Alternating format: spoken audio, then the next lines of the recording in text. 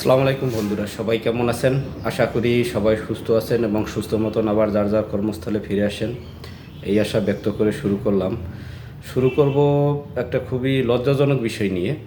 বিষয়টা হচ্ছে ভোলায় গত বছর বিয়ে হয়েছিল কোরবানি ঈদের আগে। এবছর কোরবানি ঈদের সময় তারা আবার ওই মেয়েকে কন্যাকে তুলে নিয়ে আসার জন্য গিয়েছিল।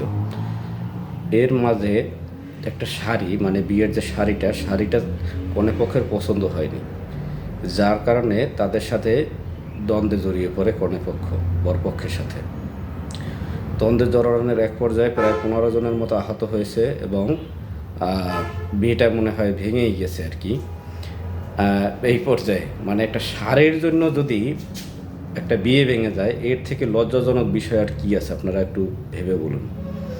আর সেকেন্ড হচ্ছে, আমরা ইদানিং দেখতে পাচ্ছি মানুষের দিনার দিন তাদের কথার কি বলার আছে। এক টুকরা মাংসর জন্য বিয়ে বাড়িতে হট্টগোল, মারামারি, ফিটাফিটি, মানে এটা কোনো কথা? মাংস, শাড়ি এগুলো নিয়ে মানে মারামারি, ফিটাফিটি, এটা কোনো কথার ভিতরেই পড়ে না। সেকেন্ড হচ্ছে, আমরা ছোটোবেলায় যখন বিয়েতে যেতাম এক জায়গায়, মানে কনের বাড়ি, যে একটা সমাদর পেতাম, এখন আর ওই সমাদর নেই মানুষের।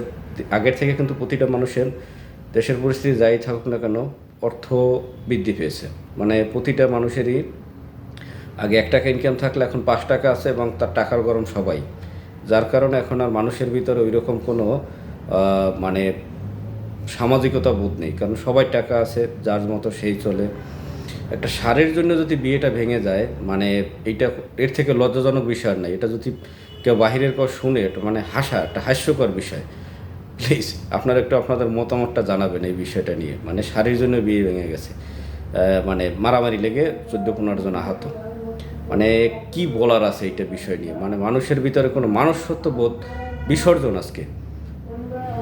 সবাই যার যার মতো আবার ফিরে আসেন, এই আশা ব্যক্ত করলাম, এবং একটু কমেন্টে জানাবেন প্লিজ বিষয়টা নিয়ে। Thank you. আসসালামু আলাইকুম।